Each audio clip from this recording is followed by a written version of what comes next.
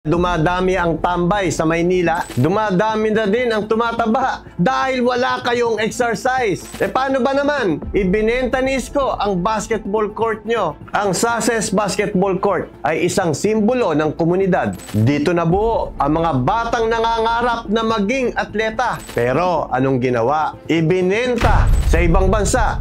Dinadagdagan pa nga ang open spaces. Pero dito sa Maynila, binawasan pa.